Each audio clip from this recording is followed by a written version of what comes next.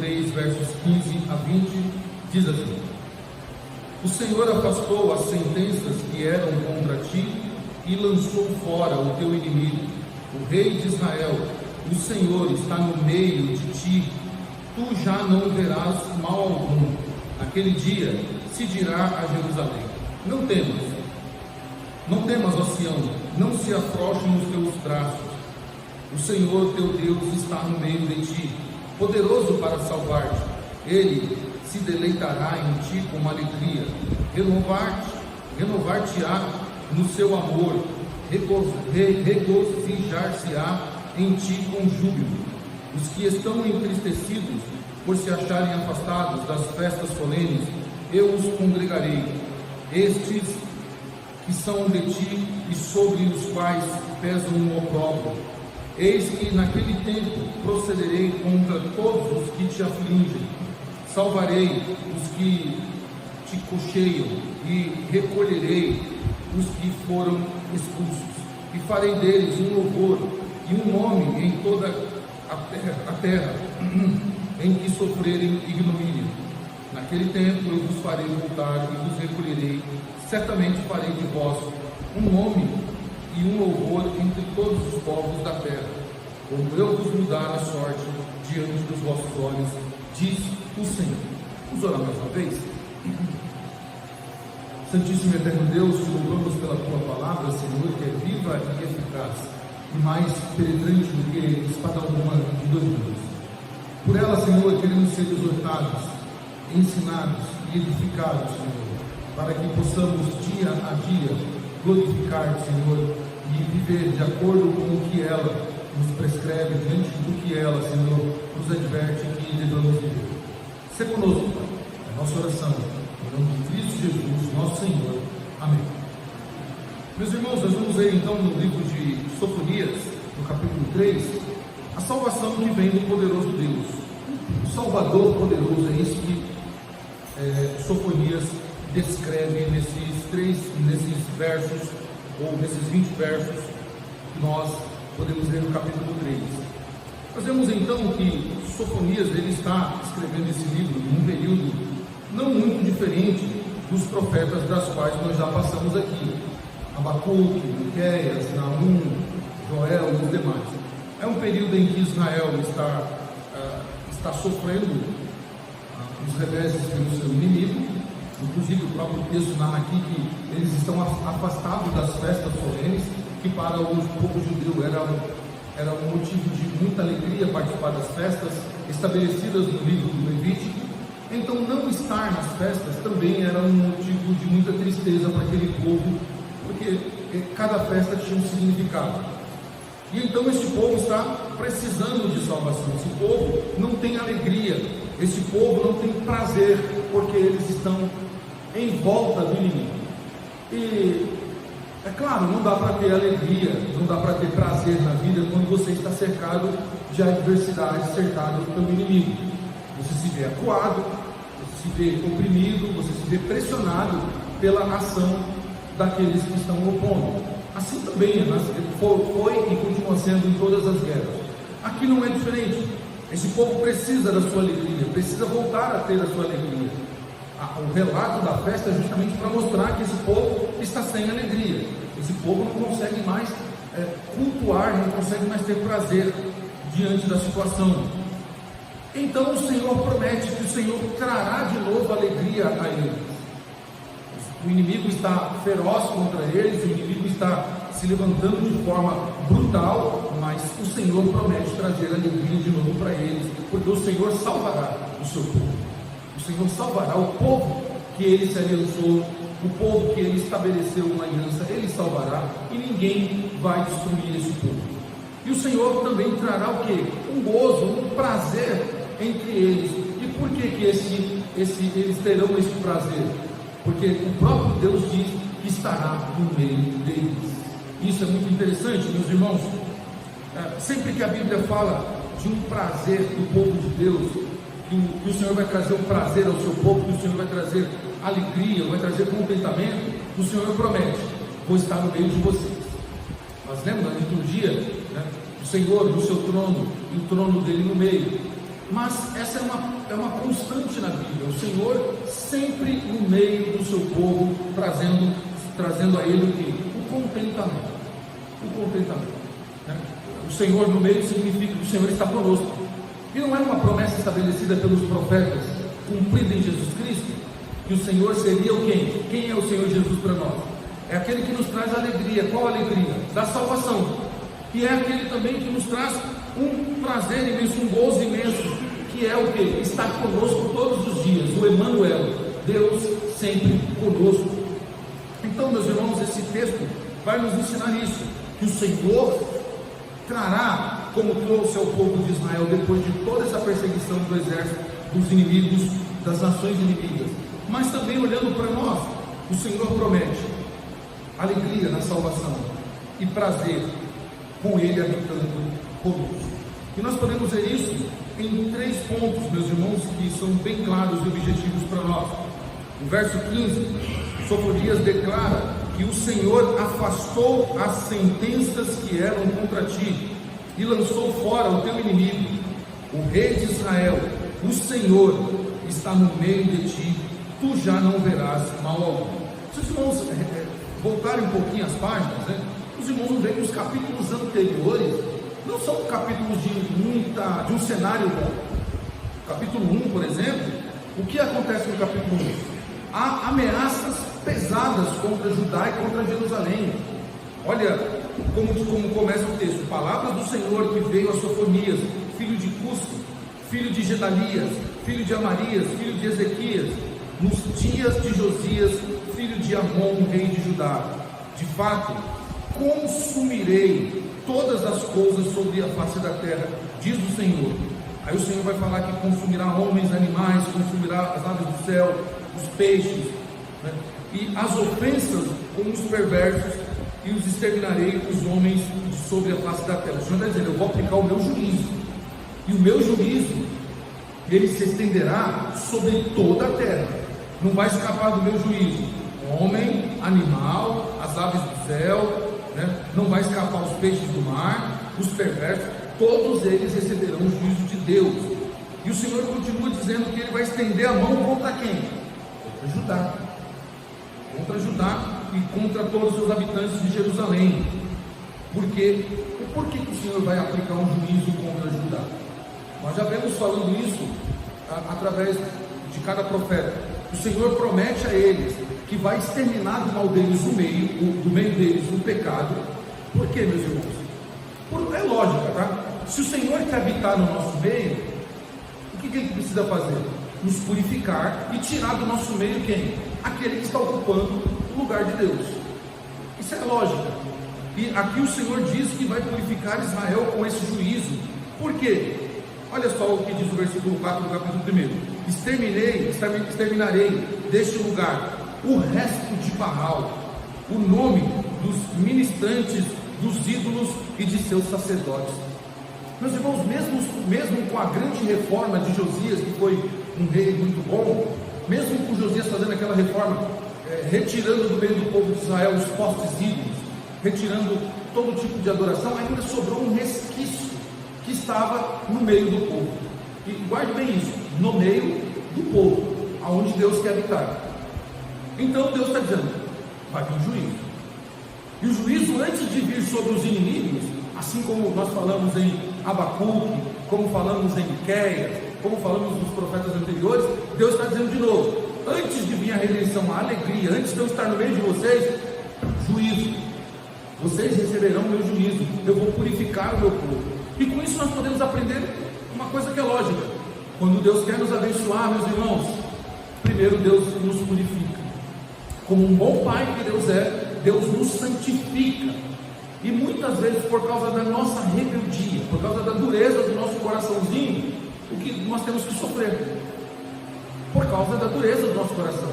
E para que Deus nos purifique, Deus precisa arrancar de nós aquilo que está no nosso meio, que está impregnado no nosso meio.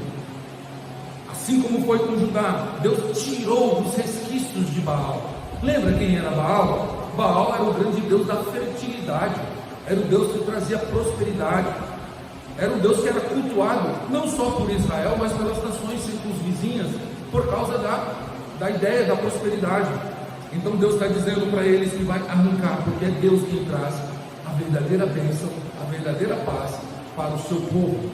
Então nós vemos isso, que o capítulo 2 não é muito diferente. Deus agora vai estender agora o seu juízo quem? Aos inimigos do povo de Deus, aos filisteus, a Etiópia, a Assíria, a Moabe e a Amon.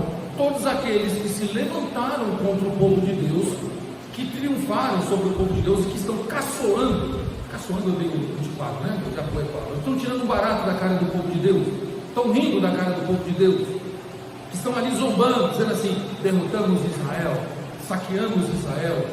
Deus está dizendo: filisteus, meu juízo vai sobre vocês. Moabe, Amon, o meu juízo vai sobre vocês. Etiópia, Assíria, o meu juízo vai sobre vocês. E então, depois de Deus mapear isso e mostrar através do profeta que Deus estenderia o seu juízo e que Deus não deixaria ninguém impune, nem as nações vizinhas e também o seu povo, porque Deus quer habitar no meio do seu povo.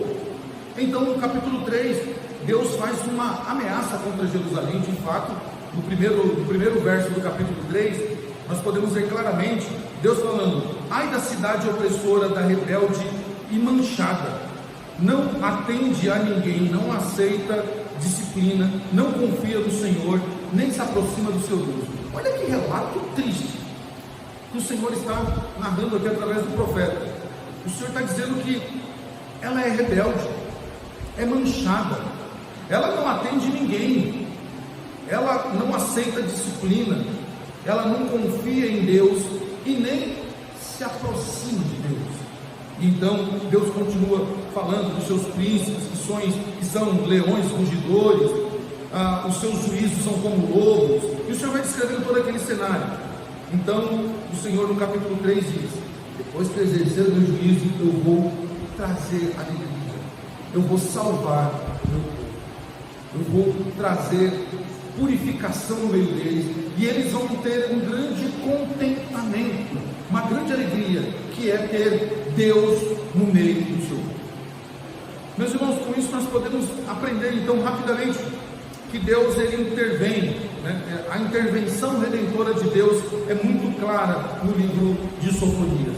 Deus intervém, o Senhor afasta então as sentenças que eram contra o povo de Deus, aquilo que os inimigos disseram que iriam fazer com o povo de Deus, aquilo que eles disseram que iriam cumprir, que é massacrar, dizimar, exterminar o povo de Deus. Deus afasta as sentenças que eram contra eles, lança fora o inimigo, tá? E essa expressão aqui que o profeta usa no capítulo 15, quando ele diz assim, no versículo 15, que é afastar as sentenças, indica aqui uma remoção judicial. Não é simplesmente tirar uma coisa e colocar do lado, é uma remoção judicial, no sentido da culpa. O Senhor está dizendo que vai anular a condenação que era contra Jerusalém e vai expulsar os seus inimigos. O Senhor está dizendo: eu vou eliminar, eu vou tirar. Não é simplesmente um afastamento temporário, ou condicional, ou circunstancial. O Senhor está dizendo: eu vou eliminar, eu vou tirar isso de vez, de uma vez por todas, em um ato único, em um ato concreto. Aquilo que estava contra vocês, as sentenças que eram contra vocês. Meus irmãos, isso é muito claro para nós. Nós lemos a liturgia, Romanos capítulo 1, que diz: nenhuma condenação. Para quem? Aqueles que estão em Cristo Jesus, que não andam segundo a carne. Então, a nossa sentença também foi anulada. Deus anulou a sentença que era contra nós, e Deus expulsou diante de nós aquele que tentava dizimar a nossa vida, aquele que tentava dia e noite nos destruir, porque agora nenhuma condenação há sobre a nossa vida. Cristo, em Cristo nós temos a nossa culpa removida e o nosso inimigo derrotado, conforme o apóstolo Paulo escreveu em Colossenses capítulo 2, verso 15. Meus irmãos, então nós vemos que Deus ele intervém na história para nos redimir, para redimir o seu povo. Mas ainda há uma segunda ação de Deus que Sofonias nos escreve para o nosso entendimento. Ele vai entender de uma forma redentora, mas versículos 16 em diante, até o 17, o Senhor vai mostrar a presença salvadora do rei. Olha o que diz aí, verso 16: naquele dia se dirá a Jerusalém: não temas, ó Sião, não se afrouxe nos teus braços, o Senhor teu Deus está no meio de ti, o poderoso para salvar-te. Ele se deleitará em ti com alegria, renovar-te-á no seu amor, regozijar-se-á em ti com júbilo. Então o Senhor está dizendo, falando aqui, que a presença dele vai ser uma presença salvadora, a presença salvadora do rei, o rei de Israel. O Senhor está no meio de ti, é uma promessa para Israel. É isso que o profeta começa dizendo: o Senhor estará no meio de ti. O verso 17 diz isso muito claro: o Senhor, teu Deus, estará no meio de vocês. E nossa, que interessante aqui, o título de rei de Israel, ele, embora quando nós lemos aqui, nós pensamos em um rei físico, como Davi, como Salomão, Josias, Manassés e outro qualquer. Mas olha que interessante, o texto está descrevendo que o Senhor é o verdadeiro rei de Israel, é o verdadeiro rei. O verso 15 mostra isso. E se não sei na tua Bíblia, a Sociedade Bíblica ela coloca propositalmente o rei com R maiúsculo. Claro que no hebraico não tem essa diferenciação, mas na nossa versão portuguesa, na nossa tradução portuguesa, o R maiúsculo é para mostrar que aqui não é um rei humano, mas é o verdadeiro rei, o Senhor, o rei de Israel, o Senhor que está no meio do seu povo. Então, esse título de rei de Israel que é dado ao Senhor, e Davi entendeu muito bem isso, lá nos Salmos, quando Davi se assenta, Salomão também, outros reis como Josias, entendem que eles estão sentados no trono, mas quem é o verdadeiro rei é o Senhor. Eles só são representantes de Deus. E esse título, meus irmãos, que o Senhor recebe de rei de Israel, aponta para um reinado messiânico, um reinado futuro, que é o reinado de Cristo, o Senhor, que ele continua intervendo ao seu povo, mas ele continua caminhando com o seu povo, e ele continua caminhando de forma restauradora. Deus, ele se alegra com o seu povo. Em Cristo, meus irmãos, que é o nosso Emanuel, nós podemos ver se cumprido a palavra: Deus está conosco todos os dias. Então, Deus promete: eu vou estar com vocês. Meus irmãos, e nós sabemos isso com a revelação toda pronta para nós, já descrita nas Escrituras. Nós podemos ter essa confiança nos dias atuais. Ainda que as situações sejam difíceis, ainda que o inimigo se levante contra nós, nós temos uma certeza que nesta vida, enquanto aqui vivermos, nós não estaremos só, em momento algum. O crente, lavado e remido pelo sangue do Cordeiro, ele não está só. Desde uma criança mais nova que nós temos aqui, até o mais experiente, em todas as crises da vida, nós podemos saber que nós não estamos só. O rei de Israel, ele é presente conosco. Como diz aquela canção, né? Que Cristo caminha comigo, Cristo vai comigo, onde quer que nós vamos, ele vai conosco. Nós temos a presença de Deus conosco. E essa presença, meus irmãos, não é a presença para ter medo, não é a presença para que nós tenhamos receios ou outros sentimentos negativos, mas é para saber que Ele está conosco. E porque Ele está conosco, meus irmãos, então nós podemos ter a certeza de que nós somos vitoriosos na batalha que vivemos. O rei de Israel, ele se alegra com o seu povo, estando com eles, andando com eles e caminhando com eles. Mas ainda há uma terceira coisa que podemos ver aqui no livro de Sofonias, que está nos versículos 18 a 20. A restauração daqueles que foram feridos e envergonhados. Olha o que diz os versículos 18 a 20. Os que estão entristecidos por se acharem afastados das festas solenes, eu os congregarei. Estes que são de ti e sobre os quais pesam opróbrios, eis que naquele tempo procederei contra todos os que te afligem, salvarei os que cocheiam e recolherei os que foram expulsos. Farei deles um louvor e um nome em toda a terra em que sofreram ignomínia. Naquele tempo eu vos farei voltar e vos recolherei. Certamente farei de vós um nome e um louvor entre todos os povos da terra, quando eu vos mudar a sorte diante dos vossos olhos, diz o Senhor. Meus irmãos, quando o Senhor usa essa expressão, salvarei os que cocheiam e recolherei os que forem lançados fora, é uma linguagem puramente pastoral. O Senhor está aqui pastoreando o seu povo, como um bom pastor pastoreia. Esse povo está o quê? Ferido. Esse povo, ele está emocionalmente abalado. Esse povo está com a sua mente totalmente perturbada pelos gritos dos inimigos, pela afronta dos reis que querem invadir a cidade do Senhor e aqueles que farão mal ao povo de Deus, ou que desejam fazer mal ao povo de Deus. O Senhor usa uma linguagem pastoral. O Senhor diz que Ele transformará a vergonha do seu povo em glória. O Senhor transformará a derrota em vitória, transformará a tristeza em alegria. E esse povo precisava conhecer o Senhor. Para que o Senhor habitasse no meio deles, o Senhor precisava também restaurar a alegria daquele povo. O seu coração precisava curar as feridas daqueles que sofrem. Precisava, meu Deus, meu Senhor, meus irmãos, dar ânimo àqueles que estavam envergonhados por causa de todo o cenário que estava em volta do povo do Senhor. Meus irmãos, da mesma sorte, Jesus veio buscar e salvar aquele que estava perdido. É isso que diz o Evangelho de Lucas.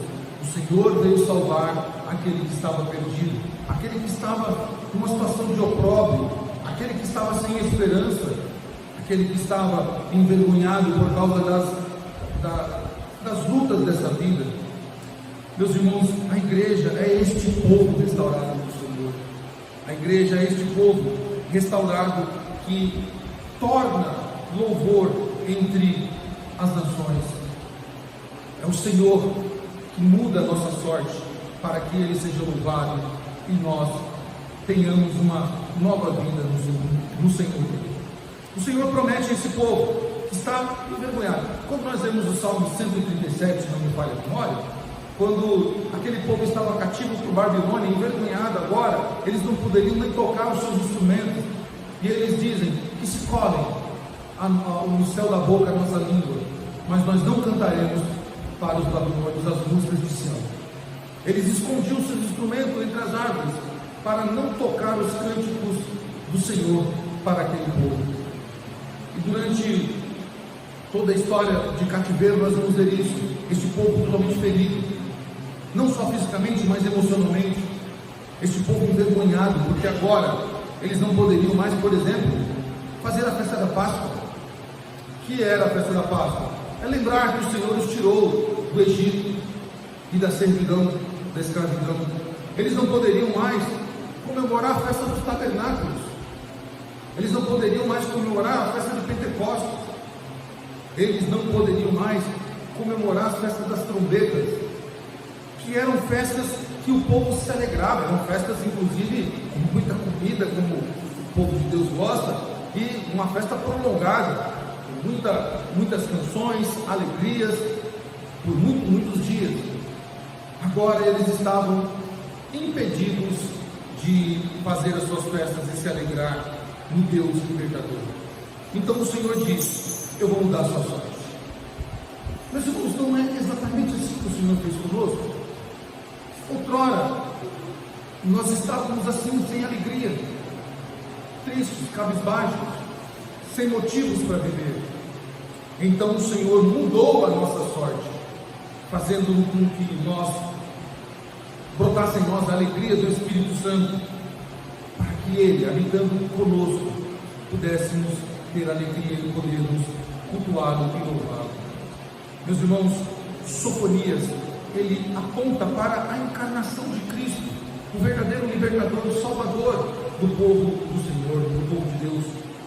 Sofonias mostra aquilo que iria acontecer e ia se cumprir em Jesus Cristo, o Deus encarnado, que é Deus habitando no meio do seu povo. A presença jubilosa do Senhor, o Deus da aliança, se cumpre na pessoa de Jesus Cristo, quando Ele habita entre nós, cheio de graça e verdade, cumpre-se aquilo, mas por algum momento, talvez, as hostes do mal, quando Jesus está na cruz morrendo, pode-se dizer: agora esse povo vai voltar a ser cativo, porque eu estou matando o seu libertador, estou matando o seu salvador. Mas Jesus prometera antes aos discípulos que ele iria por um determinado tempo se afastar, mas ele deixaria quem? O Espírito Santo, para estar conosco todos os dias. E ele disse claramente, abertamente: eis que estou convosco todos os dias. Então agora, nesse momento, nós podemos ter a certeza de que Deus está conosco, que Ele está conosco no meio do seu povo. E quando nós chegarmos em casa, nós podemos ter essa certeza: Deus está conosco. E em todo momento que nós andarmos por essas ruas, Deus está conosco. E amanhã, quando começar a nossa rotina de trabalho, a nossa rotina do dia a dia, Deus está conosco. E assim será, meus irmãos, até o último dia de nossa vida. Deus estará sempre conosco, e Ele prometeu e é fiel, e tem cumprido isso, conforme diz a sua palavra. Com isso, meus irmãos, nós podemos fazer algumas aplicações para a nossa vida, olhando para este texto. Primeiro, meus irmãos, Deus prometeu aqui para o seu povo, o povo de Israel, o povo de Jerusalém, que Deus removeria a condenação, e Ele de fato removeu. Também o Senhor prometeu que removeria a nossa condenação, e Ele de fato removeu. Nós agora não temos nada que possa nos acusar. Não importa o que nós fizemos antes de Cristo, não importa o que nós fizemos antes de nascermos de novo. Nós vimos pela manhã hoje, uma manhã tão ímpar, tão gloriosa, que nós vamos lembrar por um bom tempo, recebendo os nossos irmãos Irani e Raimundo. Como é a alegria de quem nasceu de novo? Dá para descrever a alegria, dona Irani? Dá para descrever, seu Raimundo? Não, não dá. É algo que não tem uma explicação humana. Somente quem nasceu de novo pode descrever esta alegria, pode colocar para fora o que está dentro. O Senhor removeu a nossa condenação, portanto ninguém mais pode nos acusar de nenhum mal, nem Satanás pode nos acusar. E se alguém tentar nos acusar, meus irmãos, a palavra de Deus já está clara para nós: nenhuma condenação há para quem está em Cristo Jesus, que não anda segundo a carne, mas segundo o Espírito. Por isso, meus irmãos, uma vez que Deus removeu o pecado removeu a nossa condenação, então o que nós devemos fazer? Nós devemos viver em gratidão e em liberdade, vivendo essa liberdade do Senhor. Devemos ser gratos a Deus, porque Ele removeu a nossa condenação. Isso é um motivo de gratidão, precisamos ser gratos a Ele. E como que nós podemos ser gratos ao Senhor? De várias maneiras, e uma delas está aqui nessa noite, você olhando para mim, olhando para você, nós cultuando a Deus, em gratidão a Ele, porque Ele removeu a nossa condenação. Mas há uma segunda aplicação que nós podemos fazer ainda, olhando para esse texto, que Deus habita conosco. E Deus habitando conosco, porque nós temos essa convicção e essa certeza de que Ele habita conosco, meus irmãos. O que nós precisamos fazer? Cultivar a consciência da presença de Cristo em nossa vida. E como é que nós fazemos isso? Olha o que nós lemos no capítulo 1, algo muito interessante. O Senhor dizendo ao povo de Israel que eles não aceitavam disciplina e que eles se afastavam do Senhor.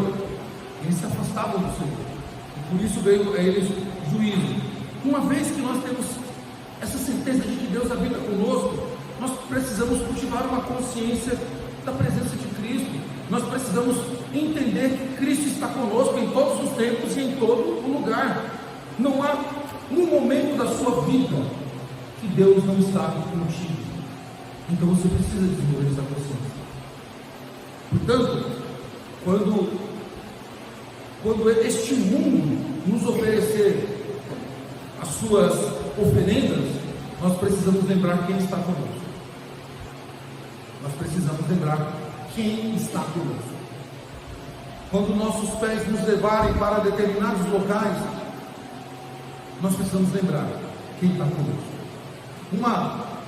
uma figura disso, um exemplo muito claro disso nas Escrituras, é Daniel. Daniel está vivendo em uma sociedade pecaminosa. Daniel está vivendo na Babilônia, mas Daniel não tem o seu coração na Babilônia, porque ele sabe que mesmo na Babilônia, Deus está com ele. Mas ainda que Daniel foi levado para a cova dos leões, ele sabia, Deus está com ele na cova dos leões.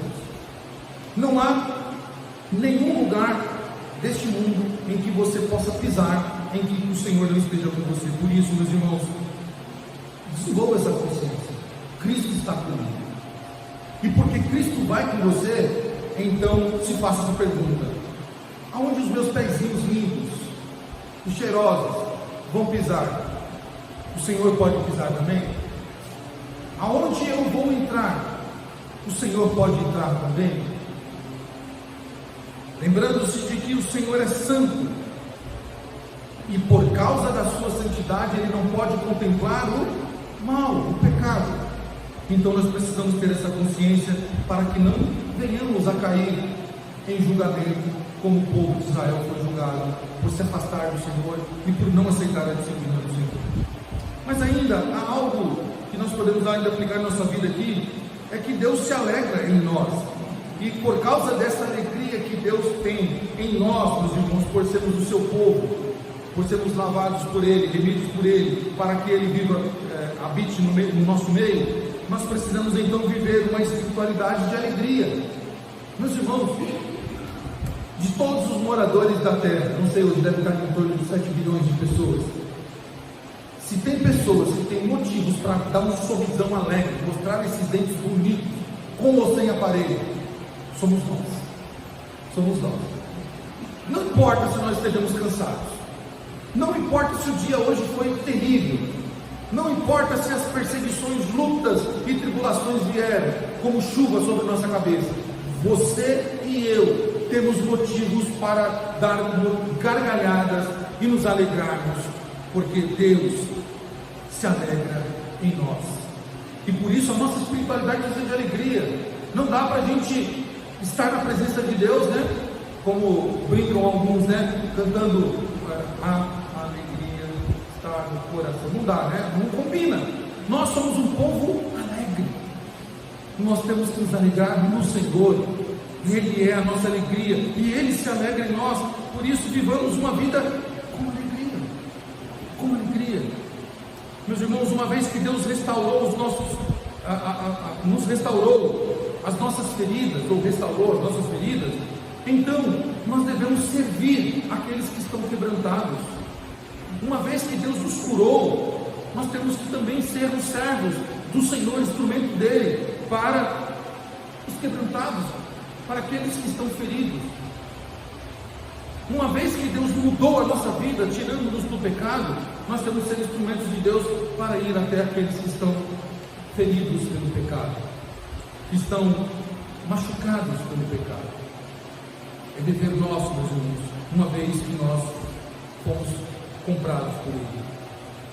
Deus transforma a nossa vergonha em glória, e por isso, meus irmãos, nós devemos confiar na fidelidade daquele que faz nova todas as coisas, porque Deus mudou, nos transformou a nossa vergonha, aquilo que nos humilhava, aquilo que nos dava vergonha, aquilo que nos dava tristeza. Deus mudou isso, então nós temos que fazer o quê? Confiar em Deus, confiar no Senhor, ter confiança na fidelidade de Deus.